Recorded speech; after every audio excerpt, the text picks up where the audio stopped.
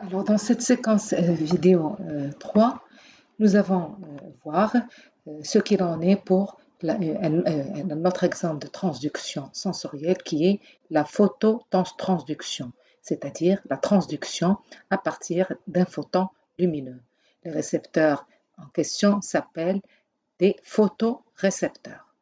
Alors, avant d'aborder cette phototransduction proprement dite, d'abord un petit aperçu sur la structure de l'œil et sur l'organe photosensible de l'œil qui est la rétine. Donc, comme vous pouvez le voir ici sur le schéma, notre œil, en fait, c'est un globe qui est entouré par une coque qu'on appelle la sclère. Cette sclère devient transparente au niveau de la partie antérieure de l'œil, constituant ce qu'on appelle la cornée. La cornée qui constitue au fait un élément optique de l'œil avec le cristallin. Donc les deux éléments optiques de l'œil, c'est la cornée et le cristallin, que ce sont les deux éléments optiques qui vont converger la lumière vers la partie antérieure, vers l'intérieur de l'œil, en particulier au niveau de la partie tout à fait interne et antérieure de l'œil. Alors pourquoi l'intérieur de l'œil? Parce que cet intérieur est tapissé par un feuillet qu'on appelle la rétine, donc un feuillet comme un feuillet mince comme par exemple, c'est comme l'épiderme de l'oignon, donc c'est un feuillet mince qui tapisse la partie interne de notre œil. D'accord. Et cette rétine, bien sûr, elle est en connexion, c'est elle qui va donner lieu à des fibres nerveuses qui constituent le nerf optique qui vont être projetées vers le système nerveux central. Donc voilà, en fait, cette rétine, c'est l'organe sensible, c'est l'organe photosensible de l'œil. Alors, si on regarde de près cette rétine ici, donc un encadré ici, vous avez qui est agrandi, donc un agrandi de cette rétine. Donc la rétine, elle montre des couches cellulaires. Il y a des couches que vous voyez ici colorées, qui sont les récepteurs photosensibles, cônes et bâtonnets. Ensuite, il y a les cellules, la deuxième chaîne de cellules qu'on appelle les cellules bipolaires, et ensuite la chaîne des cellules ganglionnaires avec des interneurones qui peuvent s'intercaler entre différents types de cellules rétiniennes. Donc, si on regarde de près, voilà donc, j'ai bien entendu la lumière, elle rentre par là. Donc, voilà le sens de conduction de la lumière. Il arrive là, donc vous avez une flèche qui désigne light, c'est-à-dire l'arrivée de la lumière. Et la lumière, bien sûr, va pénétrer dans la rétine et va agir au niveau des cellules qui sont sensibles à cette lumière, qui sont les photorécepteurs bâtonnets et cônes. Alors voilà cette couche des récepteurs, les récepteurs bâtonnets que vous voyez ici, en bleu, qui sont donc il y a une forme de bâtonnet, et puis les récepteurs cônes qui ont une forme conique, donc c'est le récepteur cône. Voilà la couche des récepteurs. Ensuite vient une autre couche, la couche des cellules bipolaires, c'est-à-dire des cellules à deux pôles, un pôle qui est en connexion synaptique avec les récepteurs et un pôle en connexion synaptique avec la troisième cellule de la chaîne rétinienne qui est la cellule ganglionnaire ou les cellules ganglionnaires. Voilà, donc la lumière rentre dans ce sens, va activer les photorécepteurs et ensuite un signal, un influx nerveux va être généré dans le sens contraire, c'est-à-dire du photorécepteur vers la cellule bipolaire, vers la cellule ganglionnaire. Voilà, donc la rétine est le film photosensible sur lequel s'impriment les images captées par l'œil. Alors vous voyez bien entendu d'autres cellules, ce qu'on appelle des cellules, des espèces d'interneurones, qui sont les cellules horizontales et les cellules endocrines, qui en fait permettent des interactions latérales entre différents types de cellules rétiniennes, donc des différentes chaînes rétiniennes, photorécepteurs, bipolaires, ganglionnaires. Si on regarde de près ces photorécepteurs, alors sur le plan structural, voilà le bâtonnet, voilà le photorécepteur cône. En fait, il y a bien sûr une homologie de structure, c'est tout à fait similaire. La différence, vous le voyez ici. Donc, en fait, chaque photorécepteur se compose de trois parties. La partie externe qu'on appelle le segment externe pour le bâtonnet, le segment externe pour le cône. Ensuite, un segment interne et enfin ce qu'on appelle un pied qui contient donc en quelque sorte le prolongement terminal du photorécepteur qui contient des vésicules synaptiques. Alors, la différence entre les deux photorécepteurs, c'est que, bien entendu, le segment externe contient et abrite plusieurs, ce qu'on appelle des disques membranaires. Vous voyez là des espèces d'empilement, c'est un empilement de disques membranaires. Des disques membranaires, lorsqu'elles se forment, elles se défont complètement de la membrane plasmique, ils sont indépendants de la membrane plasmique. Ici, vous voyez que les disques membranaires restent en contact, en continuité avec la membrane plasmique cellulaire. Alors voilà donc la différence qu'il y a au niveau du segment externe. Pour le segment interne, c'est tout à fait comparable puisque le segment interne abrite les mitochondries, c'est-à-dire la machinerie énergétique de la cellule, et puis le noyau qui est la machinerie génétique de la cellule. Et puis un prolongement terminal qui abrite les vésicules synaptiques qui permettent la communication avec la cellule bipolaire, la cellule qui va suivre dans la rétine.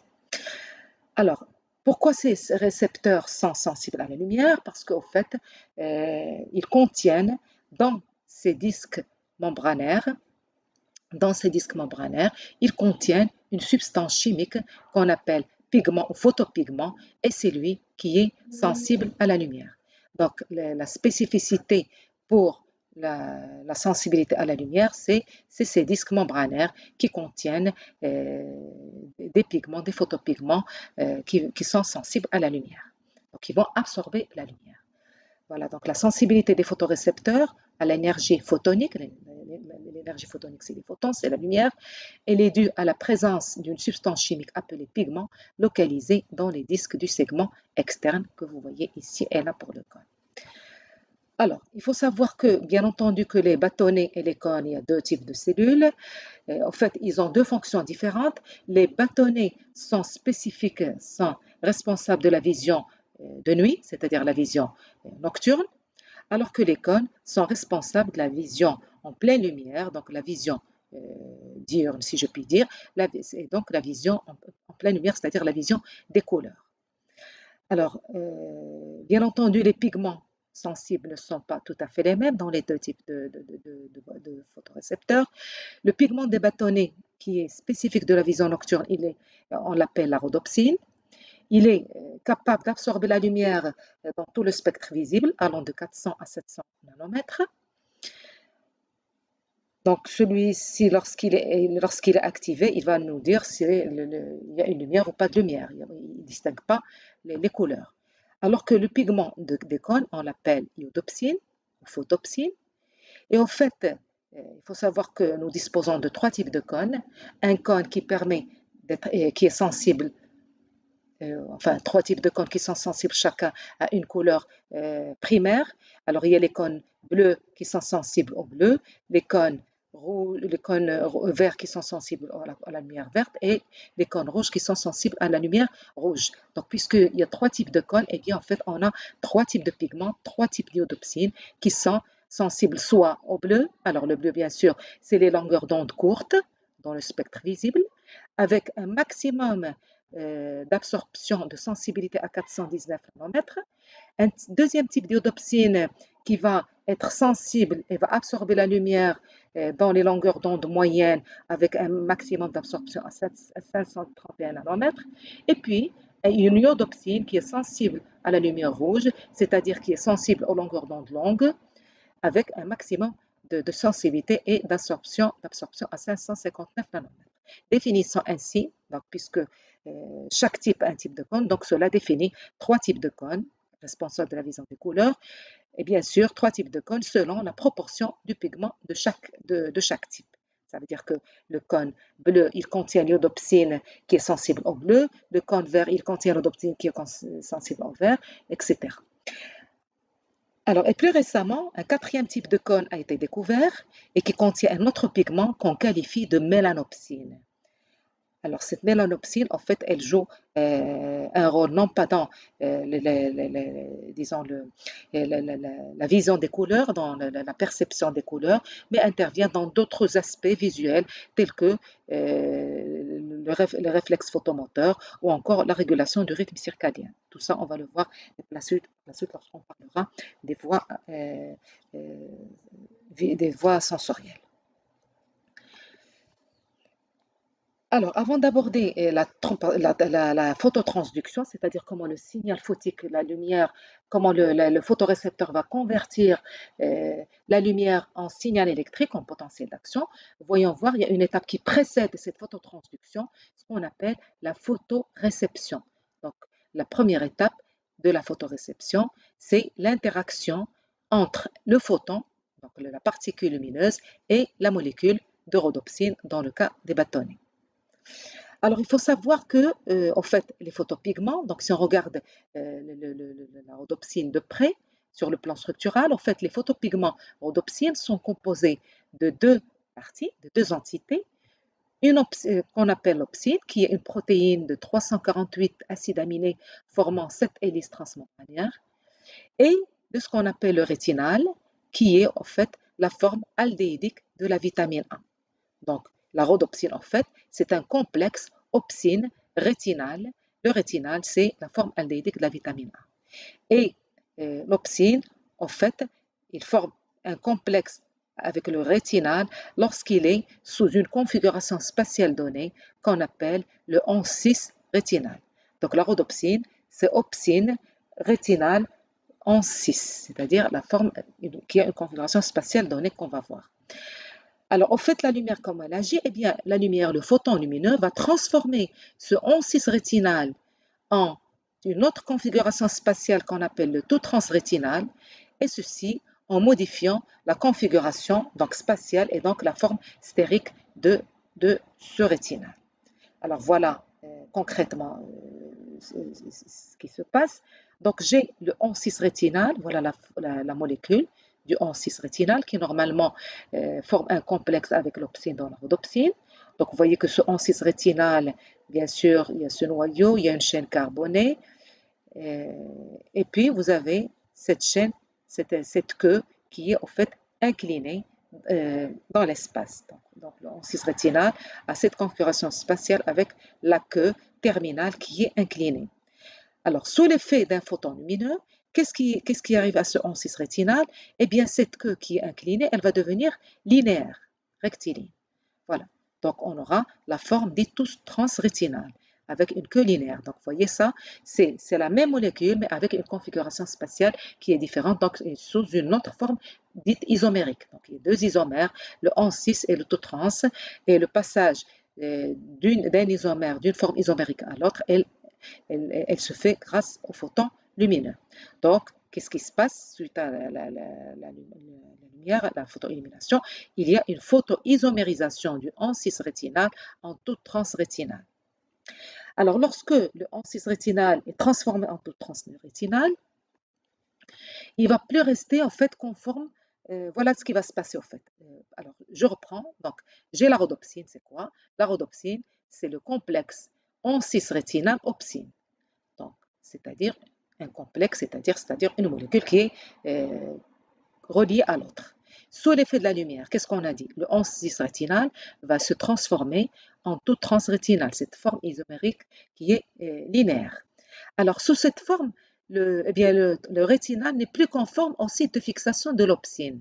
Donc, l'opsine, elle va se dissocier, elle va se détacher du rétinal. Donc, au lieu d'avoir un complexe, j'aurai deux molécules complètement séparées. Pourquoi? Parce que le taux transrétinal n'est pas conforme au site de l'opsine. Alors, l'opsine, lorsqu'elle se libère de ce rétinal, elle devient sous une forme, elle devient active. Elle devient donc une protéine active. Donc, la lumière, qu'est-ce qu'elle fait à premier abord? Elle va provoquer ce qu'on appelle un changement conformationnel. Donc, à l'état d'obscurité, la rhodopsine qui est dans les disques, dans les membranes des disques, eh bien, cette rhodopsine va subir, elle va se dissocier, elle va plus rester sous cette forme de complexe, elle va se dissocier et la rhodopsine va se transformer en tout transrétinal plus une protéine active qui est l'opsine. Alors, de l'autre côté, bien sûr, quelle est la finalité, quel est l'effet au fait d'un stimulus sensoriel? C'est de provoquer une modification de l'activité bioélectrique au niveau du récepteur sensoriel et dans ce cas, bien sûr, le photorécepteur. Donc, on est allé mesurer quelle variation bioélectrique on obtient suite à la lumière. Donc ici, vous avez par exemple un photorécepteur cône dans lequel on introduit une électrode, on mesure son potentiel de membrane, donc on constate que son potentiel de membrane d'obscurité, ce qu'on appelle ici dark, dark c'est-à-dire l'obscurité. Alors, on regardait sa valeur, qu'est-ce que vous lisez ici? Vous lisez moins 30 millivolts. Alors, moins 30 millivolts, vous savez qu'un potentiel de repos à l'état de repos, normalement, en général, dans la majorité des cellules, il est de l'ordre de moins 70 millivolts. Or, là, il est de l'ordre de moins 30 millivolts. Ça veut dire que déjà, le photorécepteur, il est comment? Il est moins négatif, donc il est en quelque sorte dépolarisé à l'état de repos, à moins 30 millivolts. Donc, lorsque on soumet le photorécepteur à un flash lumineux, à un photon lumineux, qu'est-ce qu'on constate? Voilà le potentiel de membrane de repos, le potentiel d'obscurité. Qu'est-ce qu'on constate? Qu'il y a une baisse du potentiel de membrane, donc le potentiel de membrane qui baisse vers des valeurs plus négatives. Donc, le potentiel de récepteur de lumière, il a tendance à diminuer, à descendre en dessous de moins 30 millivolts. Voyez, il aura même tendance à aller vers le potentiel d'équilibre du potassium. Ici, vous avez le potentiel d'équilibre du sodium. Donc, il tend vers des valeurs négatives. Donc, qu'est-ce qu'on constate sous l'effet de la lumière? Qu'est-ce qui arrive au photorécepteur? Il subit une diminution du potentiel de membrane, donc une hyperpolarisation. Donc, la lumière provoque une hyperpolarisation du photorécepteur. Voilà. Donc, j'ai une variation bioélectrique qui est sous forme d'un potentiel récepteur hyperpolarisant. J'ai d'un autre côté un changement conformationnel, mais bien sûr, il a fallu relier les deux. Comment est-ce que ce changement conformationnel va entraîner cette hyperpolarisation au niveau du photorécepteur? Alors justement, l'association ou la compréhension de la cascade des événements qui a eu lieu entre les deux phénomènes, elle a nécessité bien des années et des années pour, bien sûr, être déchiffrée et identifiée avec précision. Alors, je vous donne bien entendu le résultat, c'est le cumul, bien sûr, comme je dis, de travaux de chercheurs pendant des années et des années, qui étaient au début dans l'hypothèse, après des hypothèses qui se confirmaient, des hypothèses qu'on écartait, et voilà, on arrive donc à la cascade de réactions qu'on appelle la chaîne de réactions que vous voyez ici. Donc, qu'est-ce qui se passe au fait? Donc, sous l'effet de la lumière, un photon, on a dit, ça provoque un changement conformationnel, c'est-à-dire le En6 rétinal va se transformer en tout transrétinal. Sous cette forme, donc la rhodopsine va se transformer, va libérer son opsine, l'opsine qui va devenir active. L'opsine va activer une protéine G qu'on appelle la transducine. Cette protéine G va transformer le GDP en GTP. Ce GTP qui va venir activer une enzyme, la phosphodiestérase, donc qui était inactive, qui va devenir active. La phosphodiestérase, pardon, c'est l'enzyme d'hydrolyse du GMP cyclique, des nucléotides cycliques. Donc la phosphodiestérase qui était inactive va devenir active. Qu'est-ce qu'elle va faire? Eh bien, elle va hydrolyser, dégrader le GMP cyclique en 5'-GMP. Alors, et on a montré que ce nucléotide cyclique, GMP cyclique, lorsqu'il baisse dans la cellule, eh bien, ça va entraîner une fermeture de canaux cationiques type sodique qui vont se fermer, qui normalement font entrer le sodium pour maintenir le photorécepteur à l'état dépolarisé. Comme on a vu tout à l'heure, on a dit qu'il était dépolarisé. Pourquoi? Parce qu'en fait, il y a un flux ionique de nuit qui fait, c'est-à-dire des canaux sodiques ouverts qui vont laisser passer le sodium pendant la nuit et maintenir donc ce potentiel de membrane dépolarisé à moins 30 millivolts. Donc lorsque ces canaux sodiques se ferment, ça va entraîner donc l'intérieur de la cellule va devenir du négatif et j'aurai une hyperpolarisation. Alors pour situer bien sûr cette cascade-là, comme ça c'est pas évident, mais si vous regardez au niveau du schéma ici, pour situer tous ces événements, toute cette cascade dans le contexte cellulaire de photorécepteurs. Alors regardez Jean, là j'ai bien entendu le bâtonnet, d'accord, avec ses disques membranaires qui est en bleu. Alors à l'obscurité, on a montré que des canaux cationiques sont ouverts. C'est des canaux qui laissent passer surtout du sodium, mais avec une petite fraction sous forme de calcium. Donc, c'est des canaux qui sont non sélectifs. Donc le sodium et le calcium vont pouvoir entrer à l'obscurité. Et ces canaux, bien sûr, pour qu'ils soient ouverts, ils nécessitent un nucléotide cyclique, le GMP cyclique. Alors, qu'est-ce qui se passe sous l'effet de la lumière? Donc, lorsqu'il y a de la lumière va décomposer la rhodopsine.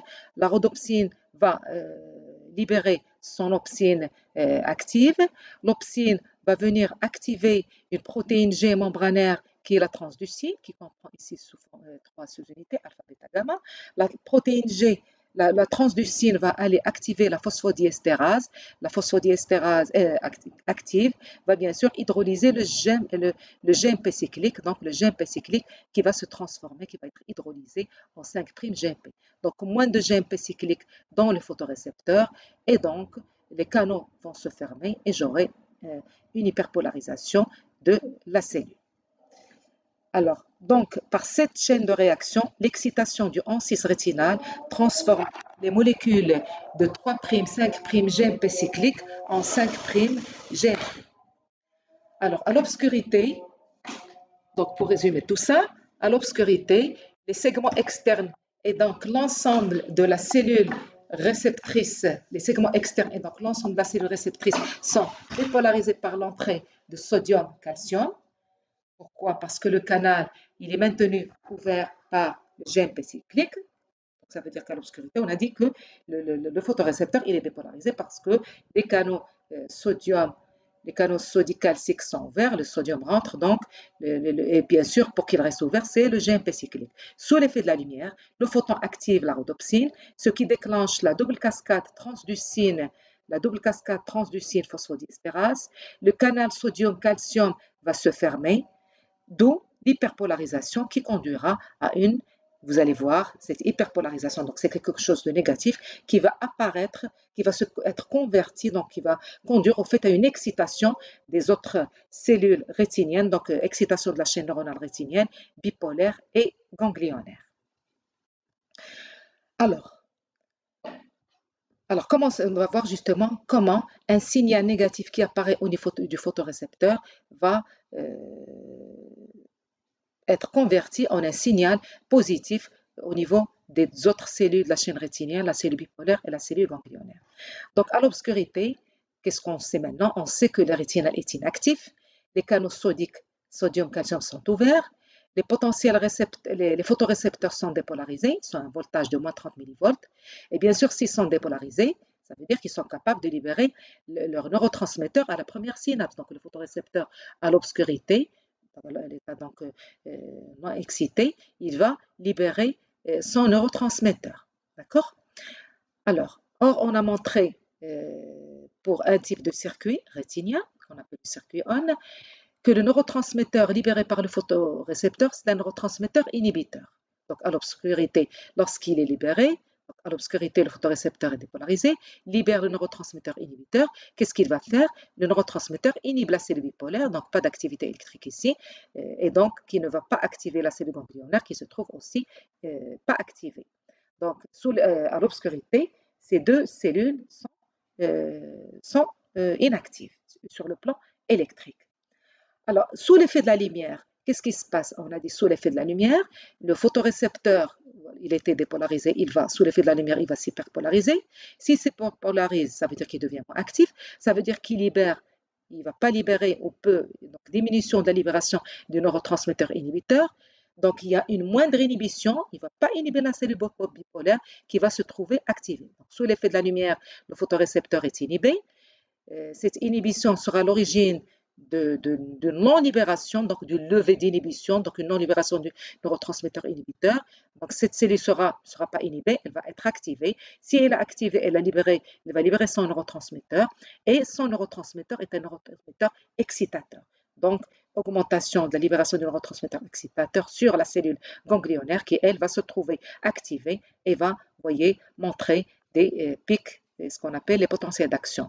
La cellule bipolaire, elle, on a dit, elle va s'activer, mais l'activation, elle va apparaître sous forme de dépolarisation. Donc, il n'y a pas de potentiel d'action. Le potentiel d'action, il n'apparaît pas au niveau de la cellule bipolaire, il apparaît au niveau de la troisième cellule, qui est la cellule ganglionnaire. Alors ça, c'est ce qu'on appelle le circuit rétinien ON, c'est-à-dire un circuit qui va véhiculer un message positif vers le cerveau pour percevoir un stimulus lumineux, une couleur, un objet, etc.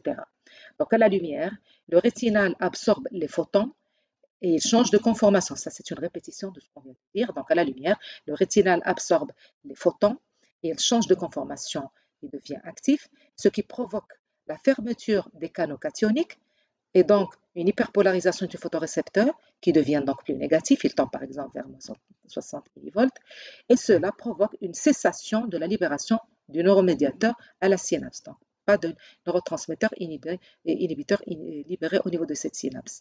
La lumière, donc, qu'est-ce qu'elle entraîne? Elle entraîne en fait l'inactivation de cette synapse, l'inactivation de la synapse entre le photorécepteur et la cellule bipolaire. Ceci constitue justement le premier signal nerveux indiquant la présence d'un stimulus lumineux. Voilà, donc la lumière va hyperpolariser cette cellule, moins de neurotransmetteurs inhibiteurs, donc il y a une inactivation, plus de neurotransmetteurs qui vont être libérés, dépolarisation de la cellule bipolaire et bien sûr décharge, apparition des pics, donc une décharge de la cellule ganglionnaire. Alors, comme vous pouvez le voir au niveau de cette chaîne rétinienne, où est-ce que les potentiels d'action apparaissent? Comme je l'ai dit tout à l'heure, ils apparaissent uniquement au niveau de la cellule ganglionnaire. Donc, la cellule ganglionnaire, c'est en fait la cellule nerveuse, c'est la véritable cellule nerveuse puisqu'elle peut déclencher des potentiels d'action. Donc, on parle en anglo-saxon de spiking neurones, c'est-à-dire des neurones qui génèrent des spikes, c'est-à-dire des spikes en anglais, ça veut dire pic, et qui dit pic, dit potentiel d'action. Alors que la cellule ganglionnaire, alors que pardon, le photorécepteur et la cellule bipolaire ne génèrent jamais de potentiel d'action. Ce qu'on peut voir, c'est juste des potentiels hyperpolarisants, voire dépolarisants, mais jamais de potentiel d'action. Donc, ces deux cellules font en fait, si on les considère comme étant des neurones, d'après leur structure, eh bien, ça serait des neurones qui ne génèrent pas de potentiel d'action. Donc, c'est des non-spiking neurones. Alors voilà donc pour les phénomènes de transduction et la transmission du signal du stimulus photique, donc la conversion du stimulus lumineux en signal électrique, puis en potentiel d'action propagé au niveau de la cellule ganglionnaire, dans le cas du circuit rétinien type 1.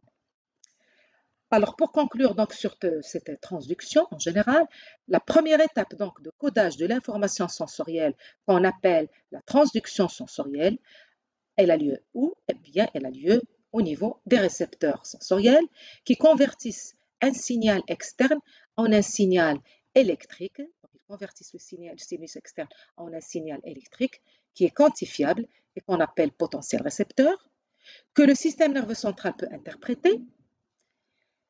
C'est en effet le seul langage compris par les cellules du système nerveux central. Donc, en fait, on a un stimulus externe qui va être converti en un signal électrique et le système nerveux central ne peut interpréter que ces signaux électriques. Il ne va pas interpréter le stimulus externe directement.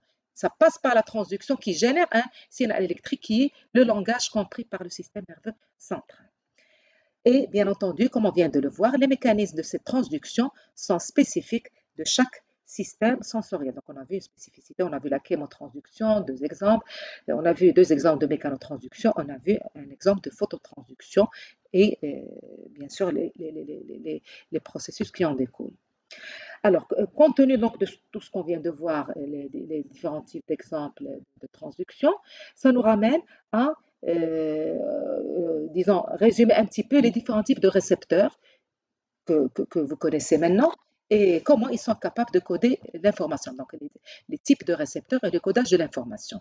Alors, en fait, on a vu jusqu'à présent qu'il y a mise en jeu de 1 à 3 cellules pour le codage de l'information. Alors, si vous vous rappelez, lorsqu'on a parlé du corpuscule de Pacini, le mécanorécepteur tactile, du toucher, pression-vibration, eh bien, on a vu que lorsqu'il y a une déformation mécanique qui apparaît au niveau de la terminaison sensorielle, j'ai un potentiel récepteur qui apparaît au niveau de cette portion de la fibre nerveuse, partie terminale, et le potentiel d'action qui apparaît sur la même cellule, mais un petit peu à distance, à partir de la zone la zone trigger, la zone d'initiation du potentiel d'action. Donc, vous voyez ici, dans le cas du corpuscule de Pacini, j'ai la même cellule qui va générer le potentiel de récepteur et qui génère le potentiel d'action. Donc là, on parle de récepteur primaire. primaire, donc le potentiel récepteur et le potentiel d'action peuvent apparaître dans la même cellule en des points différents de la membrane. Donc ici, j'ai le potentiel récepteur et ici, plus loin, le potentiel d'action.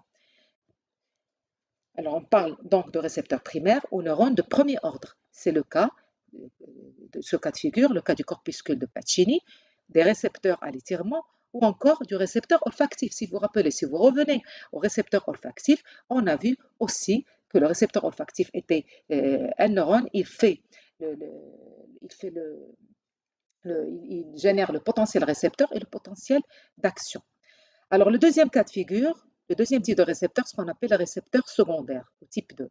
Alors, c'est le cas du récepteur auditif, si vous vous rappelez bien, c'est-à-dire que la cellule auditive, le cas de la cellule auditive, eh bien, suite à la déformation des cils, des cellules ciliées, j'ai un potentiel récepteur qui apparaît suite à un influx potassique dans la cellule sensorielle, dépolarisation donc de cette cellule, libération du neurotransmetteur, excitateur, et ça va activer la deuxième cellule, donc le prolongement afférent d'une cellule nerveuse, et c'est là où apparaît le potentiel d'action. Donc d'abord un potentiel synapse excitateur qui va être transformé en potentiel d'action.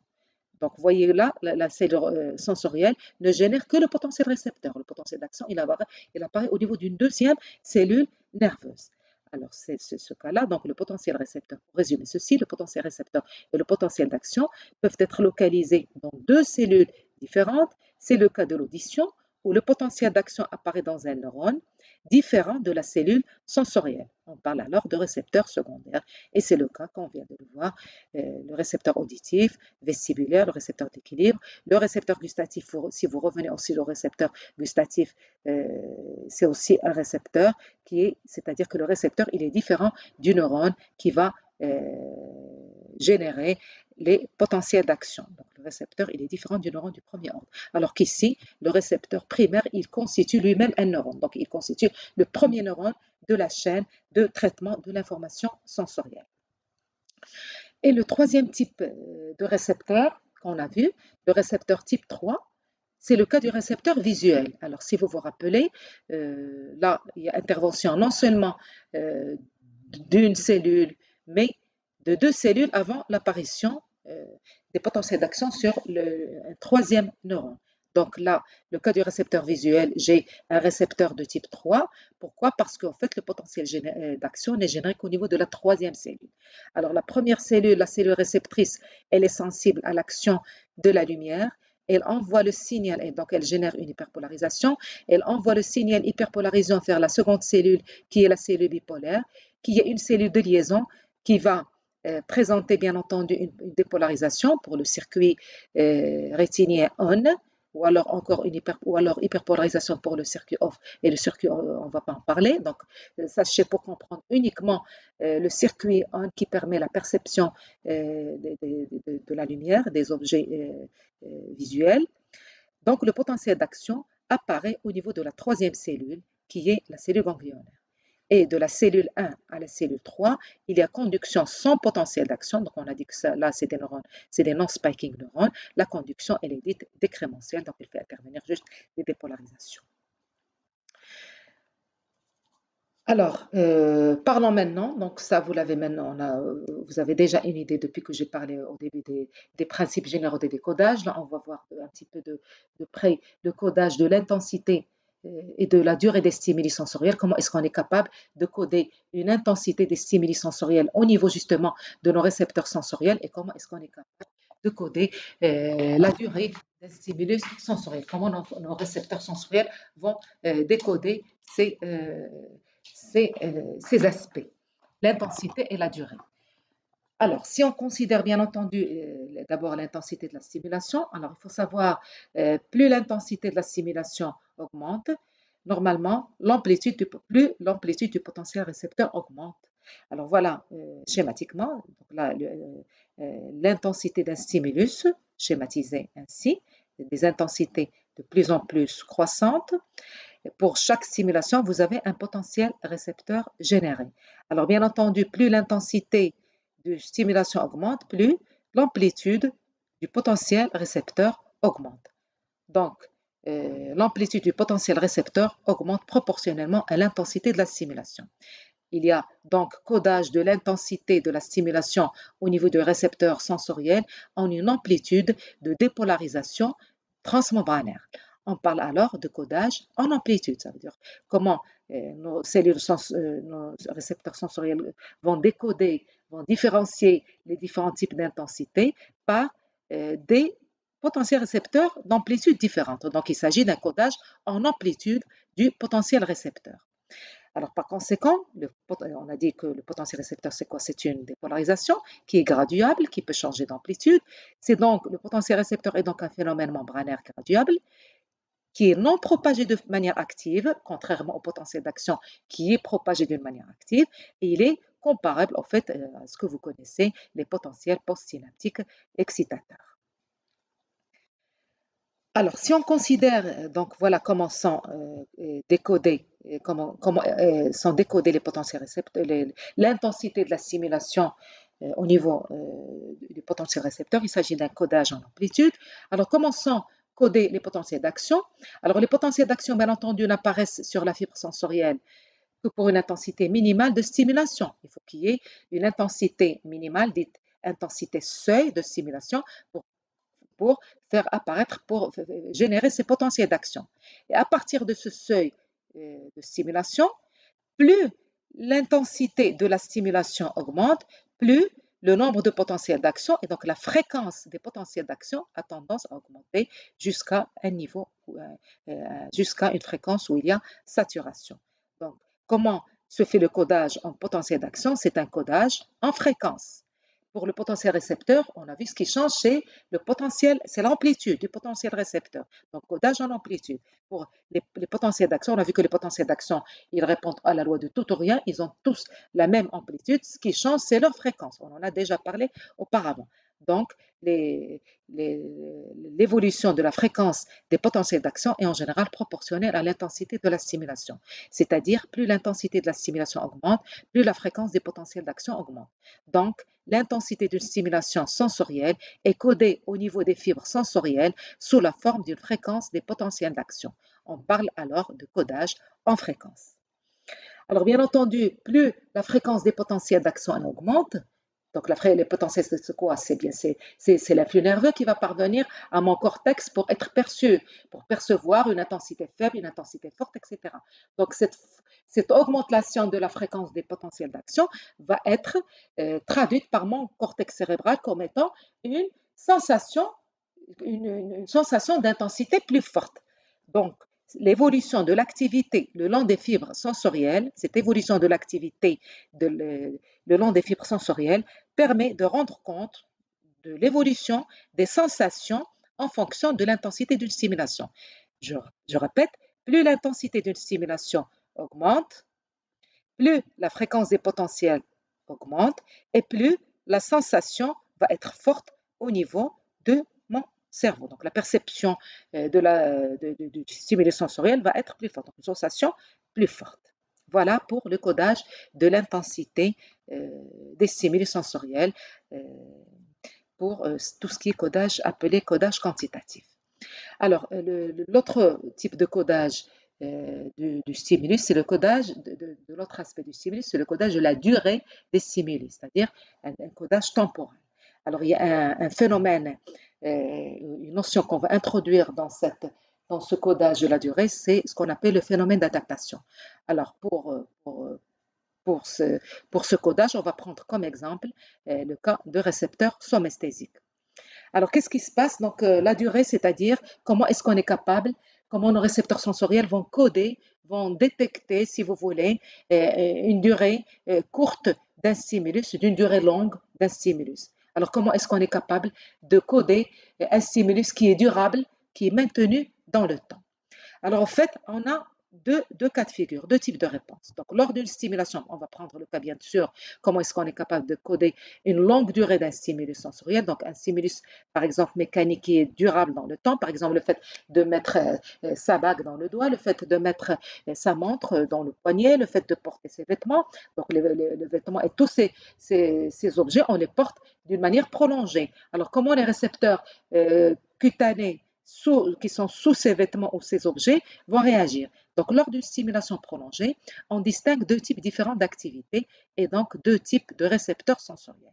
Alors, le premier cas du récepteur sensoriel, donc ici, on schématise la durée d'un stimulus, voilà, la durée d'un stimulus qui est durable, prolongé dans le temps.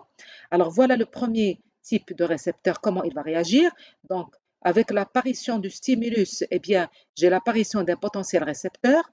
Si le stimulus est maintenu dans le temps, le potentiel récepteur va diminuer jusqu'à s'annuler. Donc après, il n'y a plus d'activité pendant tout le restant du stimulus.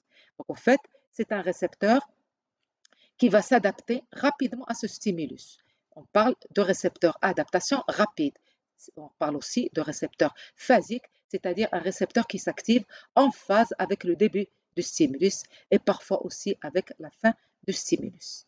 Donc le premier cas, l'amplitude du potentiel récepteur ainsi que la fréquence des potentiels d'action diminuent au cours du temps. Il s'agit d'un phénomène d'adaptation qui est caractéristique de ce qu'on appelle les récepteurs phasiques. Donc, ils s'activent en phase avec le début du stimulus. C'est le cas justement du corpuscule de Pacini, le récepteur donc tactile. Le deuxième cas de figure, lorsque le stimulus est maintenu dans le temps, eh bien, regardez, j'ai ici le potentiel récepteur. Donc, avec le début du stimulus, j'ai le potentiel récepteur qui apparaît. Mais ce potentiel récepteur, il va durer toute la durée du stimulus.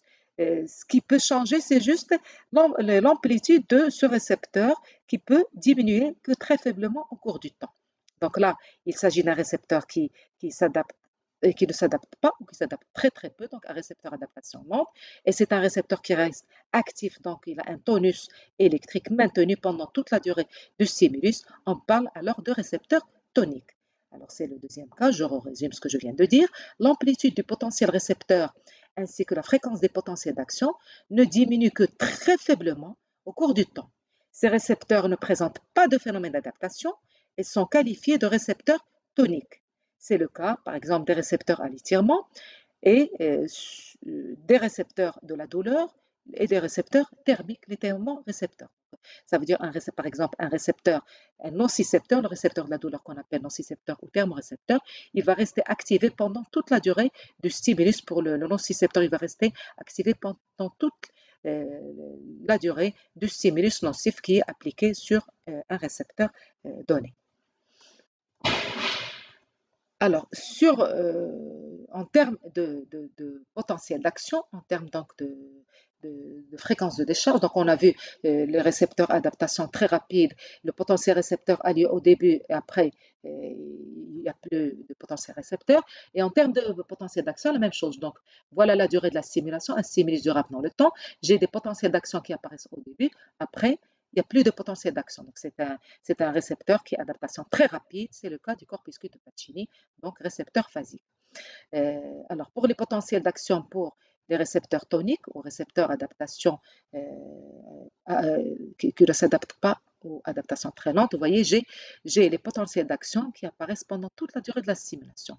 Il peut y avoir juste une baisse, une petite baisse de la fréquence des potentiels d'action, mais les potentiels d'action existent pendant toute la durée de la stimulation. C'est le cas, bien sûr, des récepteurs, des nocicepteurs ou des thermorécepteurs qui sont des terminaisons nerveuses libres. Alors, donc sur le plan fonctionnel, qu'est-ce que ça signifie tout ça? Donc, ce codage temporel, des stimuli. Donc, fonctionnellement, eh bien, les systèmes sensoriels phasiques, que vous voyez ici, les systèmes sensoriels phasiques ne peuvent pas renseigner le système nerveux central sur la durée de la stimulation puisqu'ils ne s'activent qu'au début. Donc, en fait, ils ne renseignent le système nerveux central que sur les variations de stimulation et non sur leur durée. C'est-à-dire que je mets ma bague au niveau de mon doigt, je sens que les récepteurs qui sont en dessous, ils vont s'activer, d'accord? Mais après, je ne ressens plus ma bague. Donc, ça veut dire que ce récepteur qui est activé au début, donc le fait de sentir au début, prouve que ce système sensoriel ne va renseigner que sur le début, l'application du stimulus. Pour le reste, Eh bien, je ne saurais pas quand est-ce que le stimulus va être enlevé. Quand j'enlève ma bague, je peux ne pas m'en rendre compte. Alors que les systèmes toniques, vous voyez, ils restent actifs pendant toute la durée de la stimulation. Donc, eux, ils vont coder et renseigner sur la durée d'une stimulation. Donc, lorsque j'ai un récepteur tonique qui s'active, il va rester actif pendant toute la durée de la stimulation. Par exemple, le récepteur douloureux. Alors, le récepteur douloureux, ça veut dire tant que j'ai une sensation de mal, lorsque je ressens une douleur, ben, ça veut dire que mon récepteur, il est tout le temps activé. Donc, lorsque je vais chez le médecin, je vais lui dire j'ai mal. Il va me dire, ça fait combien de temps que vous avez mal? Je lui dis, je serai capable de lui dire, j'ai mal il y a 2 jours, il y a 3 jours, et j'ai eu mal pendant toute la nuit. Pourquoi? Parce que les récepteurs de la douleur vont rester actifs pendant toute la durée de la stimulation. Ils vont encoder la durée de la stimulation. Alors que les récepteurs phasiques, ils ne s'activent que pendant une phase de la stimulation. Donc, ils ne renseignent que sur les variations, c'est-à-dire l'application du stimulus et la non-application du stimulus. Voilà, donc je m'arrête là pour cette séquence pour aborder l'anatomie des voies sensorielles par la suite.